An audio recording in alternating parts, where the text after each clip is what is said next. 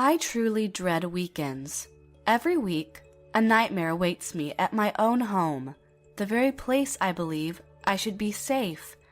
After such a long time, I finally achieved my dream of living in my own home. I've always wondered what it was like to have a large place to live. However, my beloved house hosts a dreadful party to entertain my parent-in-laws, who drop by unannounced every week and behave in such awful ways, the most atrocious of which is making me feel unsafe and unhappy in my own home. Of course, I have no intention to be there, but they never give me a choice. And there are no breaks either. And so there I am, their slave to serve them food, alcohol, and on especially jolly days, entertainment. My husband and I have been married for 3 years now, and we both work our own jobs. When we first got married, we were living in an apartment with 2 individual rooms, along with a living room joining the kitchen. Over time, we grew unsatisfied with where we lived, so we started to discuss the idea of getting our own house. Hey, honey, I think it's time for us to get a home of our own. I was just about to say that. I'd like to have a house too. As you're well aware, a house is a pretty big purchase. I supported my husband, who was a man with a bad habit of letting money slip through his fingers without managing it much. I supported him by economizing expenses and focusing lots of energy, effectively saving up money to buy a nice house for us. After perhaps 2 years, we finally had enough money to buy a house, and we quickly started looking for a good enough place. So, what's going on with the house? There are just so many decisions to make, and every single one of them is pretty hard. I haven't decided on anything yet. I spent as much time and energy as I could looking for a house on my days off from work. I was getting really tired too. You know, you could help me out a little bit. Sorry, honey, I can't. You know works make me pretty busy. Ha, you really do leave everything up to others, huh? Oh, I know. Why don't you look for a place together with my parents? Wait, what? I don't want to cause any trouble for your parents, honey. I'll try to find a place myself. That's fine. They're involved in this anyway. It'll help them out as much as it'll help you. Hang on, what? What do they have to do with us buying ourselves a house? You'll see. I noticed that my husband's tone sounded hesitant, and I wondered why it sounded like that. To be honest with you, and this will just be between us, I always felt a little uncomfortable with my parent-in-laws, and being with them was never something to look forward to. But, despite my best intentions to stay away from them for my own sake, I almost immediately got a call from my parent-in-laws. Have you decided on a home yet? I'm thinking of hiring a contracting company run by an acquaintance of mine. About the home, Mr. Cox, Raymond and I will decide where to live together. Thank you so much for offering to help, though. I really appreciate it, is what I said in order to make him no longer interested in asking after the situation regarding the house. A few days later, however, an acquaintance of mine is going to introduce me to a very nice piece of land out on the outskirts of the city, dear. I got a call from the building company saying they haven't heard from you. Did you call them at all? Before I even knew what the heck was happening, the house I would be living in was being built on land I never knew existed, constructed by a company I don't know personally at all. Pardon me, Mr. Cox, Mrs. Cox. I really think Raymond and I should be the ones to decide everything. He himself told me he wanted to buy a house instead of build one, and he hoped it would be somewhere near downtown where his job is. But Raymond, our own son, told us directly that he wants us to decide. Make sure it's all electric too, alright? My parent-in-law's interference with what Raymond and I grew more and more substantial every day. I told my husband to tell his parents to stop interfering with what is rightfully ours to decide, but he would have none of it. Why won't you listen to my parents and just let them handle everything? We won't be spending a whole bunch of time on this. It's literally a win-win for both of us. I want to hear your opinion. What do you, Raymond Cox, my husband, want to do with getting a house for ourselves? Just shut up. Consider my parents' opinion my opinion. What the heck are you talking about? They want me to build a house garden for flowers and vegetables in the area that we decided was supposed to be used for a garage. They're trying to build a stone oven in the kitchen. Is that your opinion, Raymond? Is that what you want? And one day, as I was trying to convince my husband to get his parents to back off, and him trying to get me to stop nagging, just before the start of construction... Excuse me. Please confirm that you really agree with the terms of the contract? I got a call from the construction company I hired to build us the house. I've already had a thorough consultation with the leading architect of the project, and everything seemed to be perfect. Yes, of course, I confirm. Is there anything wrong? The contractor seemed extremely reluctant to say anything. When we first negotiated the project, you mentioned that you and your husband are planning to move in? Just the two of you? Without anyone else? Yes, that's correct. And then, the builder went on to tell me something truly shocking and truly disheartening. These plans suggest that the final outcome will be built exactly like a two-family house, ma'am. Are your parents moving in with you? I felt like I had been hit on the head with a mallet, and now a sledgehammer was grinding away my sanity. No, sir, my parents are not moving in, and neither is anyone else. I don't know how the hell they managed to change the original plan so drastically without me knowing about it. It turned out that my parent-in-laws had a problem with the blueprints that I approved of, and told the architect in charge bullshit. Something like, changes need to be made. In a nutshell, they completely transformed the plans without my permission. And now, my house was unlike anything I ever wanted in a house. And they told the architect that I had personally agreed to these blueprints. The architect, who believed I would give him the thumbs up since he was informed I approved of the plans, was stunned for a brief moment before being visibly frustrated. I deeply apologized to him, which he graciously accepted, saying I wasn't at fault whatsoever. But it still meant that the finalized plans were much bigger than the originals, and far less satisfying. What was more, the garage was supposed to be built on a small plot of land, really did transform into a project to build a vegetable garden. This, too, was the work of my stupid parent-in-laws.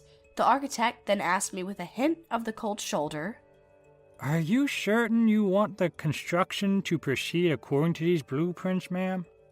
The awkwardness was excruciating. A few days later, I received a postcard that let me know of a delivery of some furniture for the house's interior. The problem was, I had no recollection of ever ordering such pieces of furniture. And what was more, it was cash on delivery. My parent-in-laws had struck again with an inexcusable act of selfishness. It was just too much for me by this point.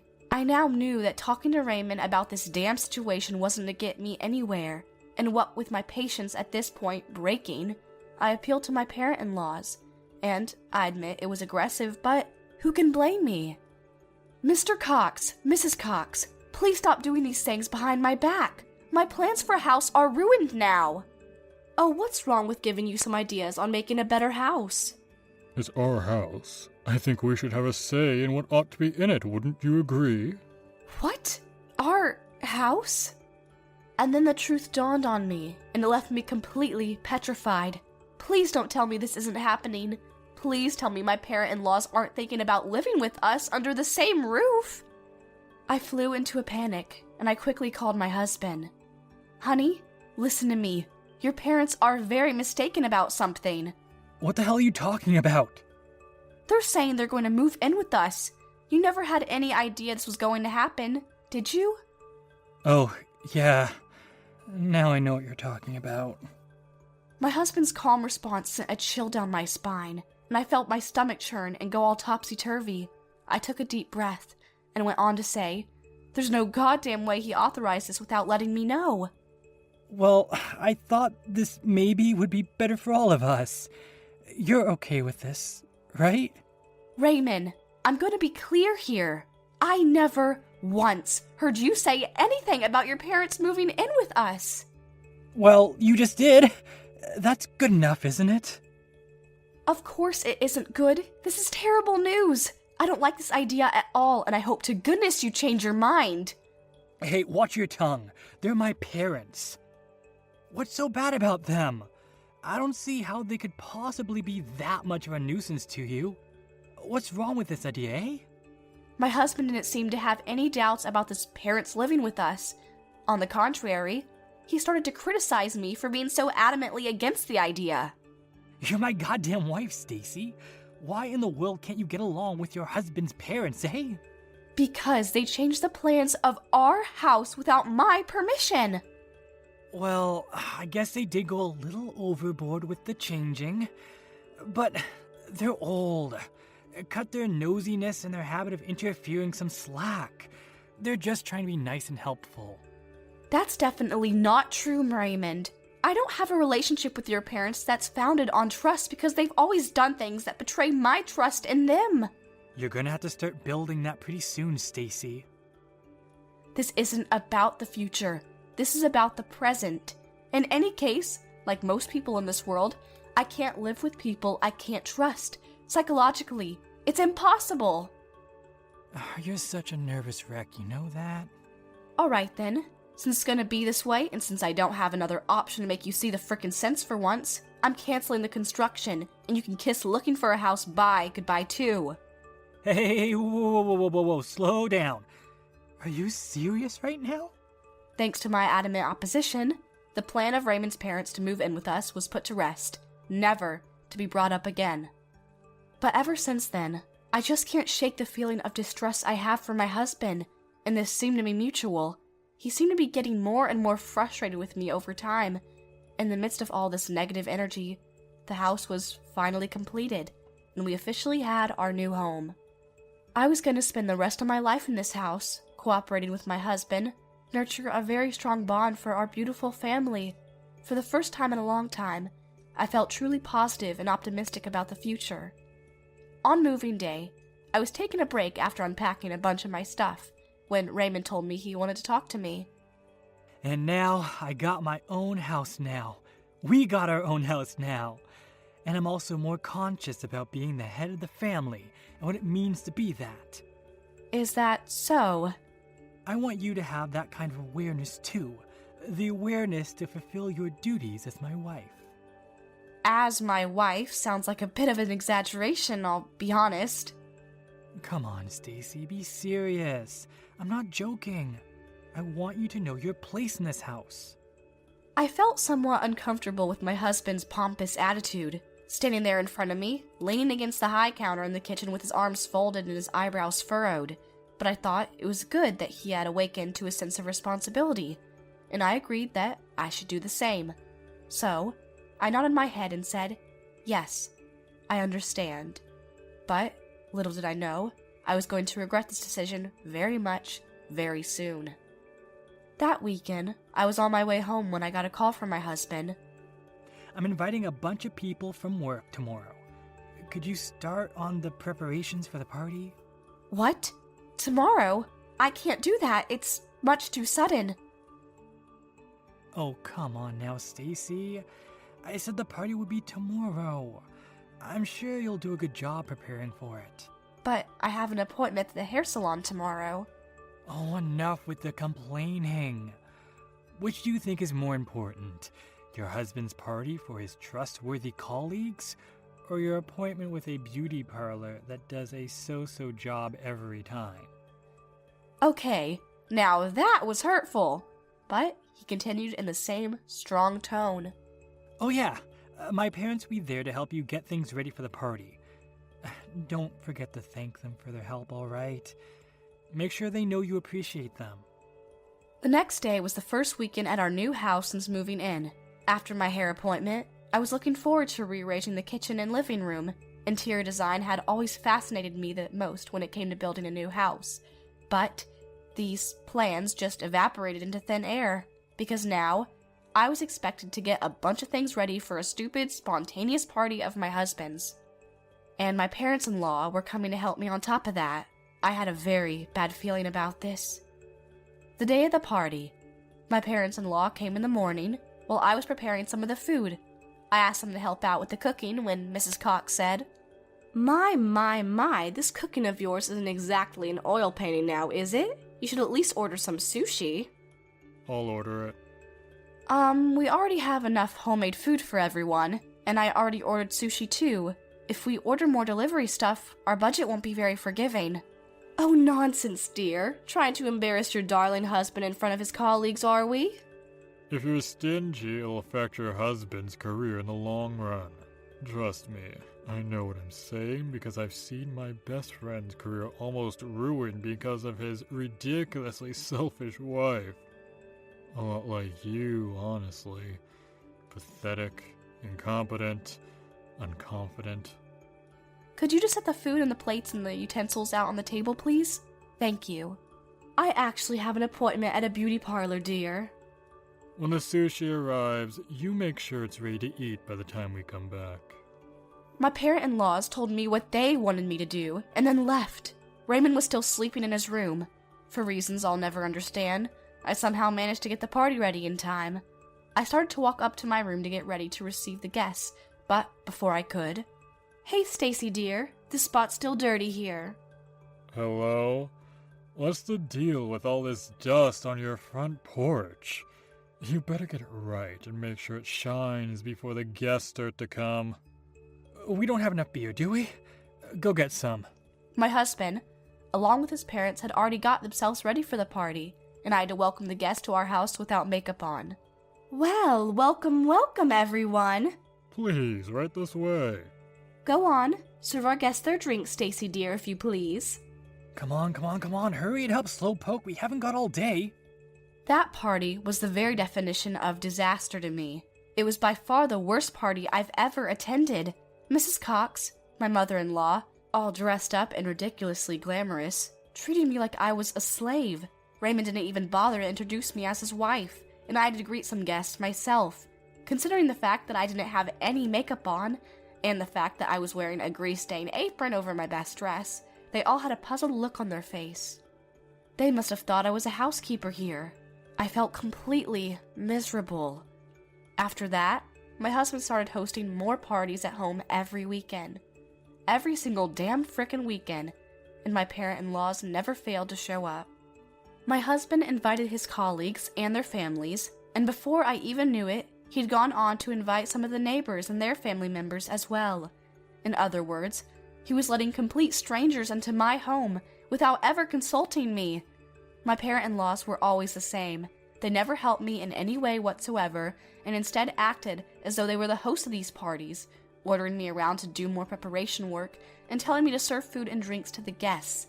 My husband had exactly the same attitude, if not worse.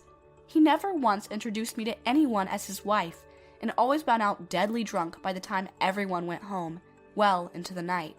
At first, I complained to my husband about this load of nonsense. Do me a favor, please. No more parties on the weekends. Why not? These parties make everyone so happy and so relaxed. I work a full-time job during the week. I spend my entire days off getting things ready for these stupid parties. You have no idea how exhausting it is. But you do realize my parents are helping you out, right? Or are you so stubborn you refuse to acknowledge their help? In that case, you should be ashamed of yourself. Helping me? Like hell they are. All they ever do is show up for 2 minutes before running off on some errand. You're not welcoming the guests as well as you should be, and they're doing that part for you. Help can come in many different ways, you know. I suggest you be more open-minded and admit they're saving your ass every weekend. Your parents don't help me get these parties set up. They don't clean up after they're over. All they do is eat, drink, and talk. How freaking dare you! I will not have the likes of you talk about my parents in such a disrespectful way. But you know I'm telling the truth. Need I remind you that you were the one that was so adamantly against the idea of them living with us? That's why my parents have to travel all the way to be with us, because you freaking ruined their hopes of living with their son and his wife. Oh great. This again was the first thought that sprang into my exhausted mind. Whenever I talked to him, or disagreed with a decision he made, he would always try to bring the argument to his advantage by reminding me I refused to let my parent-in-laws move in with us. He always said, I did what you wanted me to do, so now I expect you to keep your end of the bargain. As the days went by, I couldn't even take a legitimate day off because of these weekly parties. But then, I suddenly realized that I hadn't invited my own parents to the new house yet. So, I told my husband. Don't plan any parties this weekend. I'm inviting my parents over. What the hell are you saying? No. That's not freaking happening. I refuse. Huh? What do you mean, I refuse? Do you have any idea what it means to be a wife, Stacy? You're my wife, and you willingly married into my family. You treat my parents like they don't exist. Okay, that's a bit of a stretch, Raymond, and you know it. You can invite them over if you want, but remember this, my parents come first. Oh, come on! That's just not freaking fair! Your parents come over every week, and as long as you throw parties every weekend, I can't invite my own parents over. Why do your parents have the privilege of spending time with their son, while my parents want to spend time with not just me, as their daughter, but with you, their only son-in-law? I really don't know how I got myself into this mess. How many more sacrifices was my husband going to demand me? I have absolutely no idea. I immediately thought I should talk to someone about this, and it didn't take long before I decided whom I should talk to. I called my mother and told her what had been happening up until then. I tearfully told her that I couldn't invite her to my new home, and apologized so many times. She was surprised at first, but she went quiet and listened to me tell her everything. Okay, honey, I think I understand what's going on. First things first, you get yourself back home this weekend and we'll sort things out. But I've got a party to prepare for. Oh dear, you don't even know what's happening to you, do you, honey? Wait, what's happening to me? You're tired. You're so exhausted that you're losing track of yourself. My mother's words startled me for a brief instant, before the truth dawned on me, and then she went on to say, I have a great idea that'll most certainly help you, but we won't do it if you don't want to. It's entirely up to you, my darling. I urged her to tell me what her great idea was, and, as she gave me the details, I admit I was very surprised to hear my mother's good idea. If we do take action, my husband and his family would undoubtedly suffer a great deal of damage. I still wasn't sure if I should do it. More than that, I wasn't sure if I could do it. Try talking to him one last time, and then decide what you think you should do, based on the situation. She left the decision to me, and I decided to head to her advice, and did what she suggested. I talked to my husband again about the matter. God damn, you're freaking persistent. I've had just about enough of your bitchiness, Stacy. I've said this once already, and I'll say it again to be brutally clear. You can invite your parents over when my parents don't come. I interrupted him while he tried to bring up the same argument that he'd sacrificed living together with his parents for me, and told him in the most straightforward manner possible, No, you listen to me now. This is your last chance, Raymond. For the last time, I'll state my wishes. You will not be planning house parties without my knowing about them. You will not invite your parents over without my permission. And finally, you will let me invite my parents over this weekend. This is my final decision. I told my husband to accept these terms. Last chance?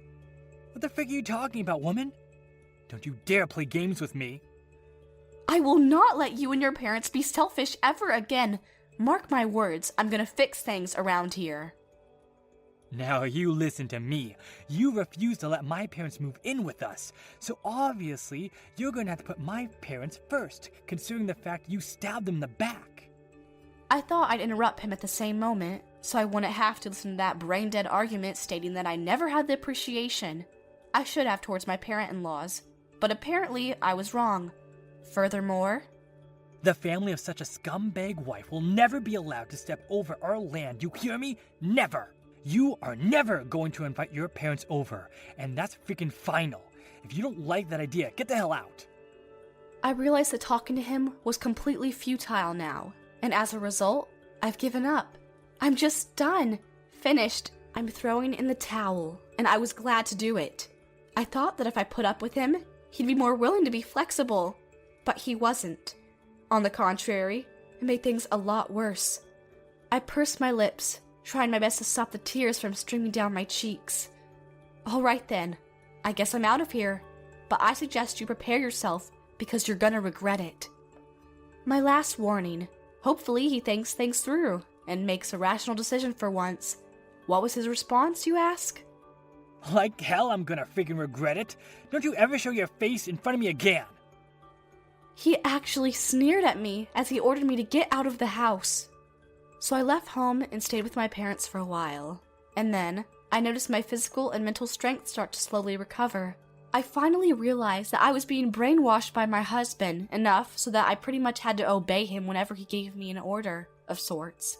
The most important thing for him wasn't me, his own family at all, but rather, his own vanity.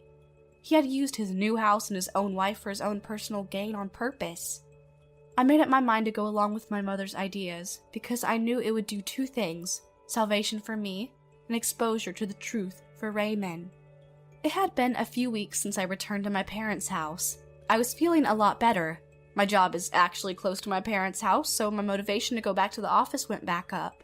I was living healthy and well, but during this time of rest and recovery, away from my husband, he never stopped emailing me. At first, the messages were something that contained the words, "I'll consider forgiving you." Needless to say, his condescensions transcend into the digital world as well, and every single message expressed his concern about the upcoming party at home. The last home party we planned, it was canceled. It's all your fault. You're ruining my reputation at work. Why are you freaking doing this? Enough games, Stacy. Get your stupid ass back here. We've got another one coming up this weekend. Do your duty as a goddamn wife. Raymond was planning an important home party at the end of the month, and he was furious at the fact that I refused to go back to him. Some pretty important people from his job were scheduled to show up, which, admittedly, is a great honor. It was an important event for my husband because it gave him a big opportunity to be promoted to something much better. On the day of this party, I dressed up very nicely, and along with my parents, went back home to attend it. As we walked in, I could see that my husband and my parent-in-laws were entertaining the guests, laying out delivered food on the table, and distributing drinks. I recognized his boss and many of his colleagues who were also attending the party, and I went to greet them warmly. Welcome, welcome, if I may, madam. You look beautiful in that dress. A real bombshell, truly. Why, thank you, Mr. Cox. I think it's the only nice thing you've ever said to me. Mr. Cox realized who he was talking to, and so did Raymond and Mrs. Cox. As soon as they saw me, their breathing became immediately a lot more angry, and what they said wasn't any better. What are you doing? Get your stupid ass to work. Hey, what are you doing in that despicable outfit? What kind of wife are you? Where the hell have you been? And then my in-laws reached for the hem of my dress. Just as their hands came into contact a couple inches, my mother stepped up behind me and slapped their outstretched hands away. Please don't touch the dress that I designed with those greasy hands of yours. What the hell are you talking about? Hey, that woman's my son's wife, ma'am. You keep out of this. My, you sure got some moxie, calling my own daughter your son's wife and not by her real name. During the exchange between my mother and my parent-in-laws, my husband's face grew paler and paler. Oh, Wait, what? Hold on a second. What do you mean, my daughter? So you're the host of the Tay's party, I see. Can you show me around? I'm very interested to finally see this new house of yours that you and my daughter have worked together to build. Oh yeah, I almost forgot. You were the person who said you would never allow the family of such a scumbag of a wife to step into your land. Isn't that correct? My husband's face, looks turned to become more shades of white and red, and sometimes both colors at once.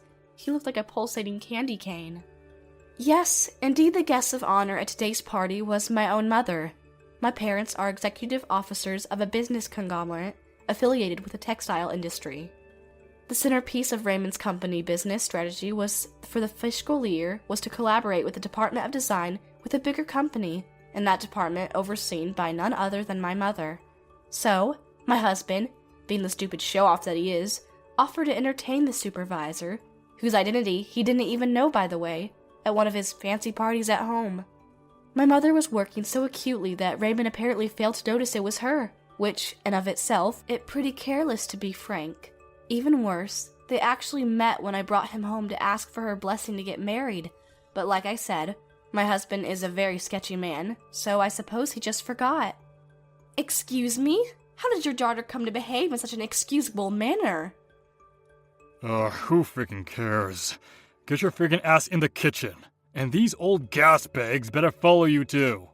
Stop it, stop it, stop it! These people are valued guests. They're guests of honor, in fact. What? What? My husband and my parent-in-laws were freaking the hell out. It was a glorious sight to behold, and I felt internally grateful to my mother for letting me experience this majestic moment. My mother's eyes darted to my husband. "Go get me a drink, please." My husband bolted into the kitchen and came back with 2 glasses. Dad looked at the 2 glasses and said, Bring us another glass for our daughter. Raymond glared at me, but the stares of his boss and co-workers around him caused him to turn away, head back to the kitchen, and trudge back to where he stood with another glass. I accepted it graciously, as I shot a cankerous ton look toward my parents-in-law. What's for dinner tonight, Mr. Cox? Would you mind fetching me a plate? Who do you think? Yes, sir. Of course. I want to sit down. Can you lend me a chair if you please? Is this really all the food you have? I'm afraid I don't think it's enough. Oh, is it, ma'am? We don't believe so. Why don't we get some sushi? I'll even order some. But of course, are we gonna have to pay for it? Oh no, I'm afraid that will be difficult, ma'am. We're on a tight budget, you see. Oh no, if you're stingy, it'll affect your son's career in the long run, you know, Mr. Cox. I smiled at them as I tipped my glass back and took a sip of champagne. It turns out that one of the guests at the party that night was an acquaintance of Mom's, and she'd been invited to a few other parties of ours in the past. She responded, "Your daughter's husband and her parents-in-laws displayed terrible behavior towards her every time I attended. She was dressed in a crude apron over a simple dress most of the time, and she didn't have any sort of makeup at all.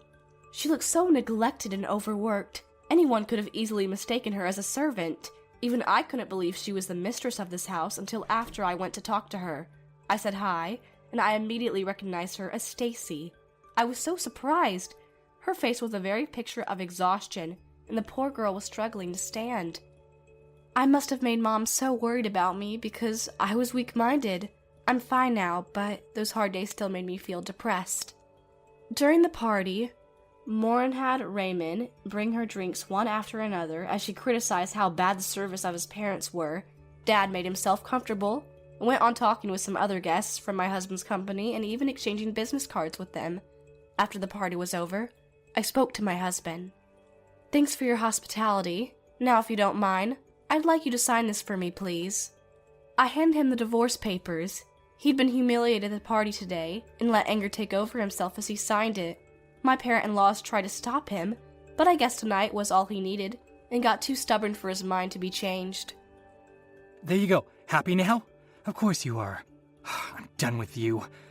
Don't ever show your face to me again. I accepted the divorce papers from him, grabbed my coat, and stepped outside of the house. I walked out beyond the gate, towards our car, where my parents were waiting for me. I stopped, turned around, and stared at the magnificent gate. I knew I was never coming back. I took one last look at the house I had always dreamed of having. My husband changed into a monster because of this house, and almost lost myself in addition to that. I made nothing but bad memories in the house, and while it pained me to accept it, it was a part of my life that I just had to let go forever. And after taking a deep breath, I turned around again, strode to the car, climbed inside, and left the area in bright spirits. After that, I was absorbed in my work to make myself forget about the unpleasant events of the past. I got out of paying off the mortgage on the house in my husband's name because of the divorce, and I had no more money to spend on preparing for the weekly parties. Money was no longer an issue.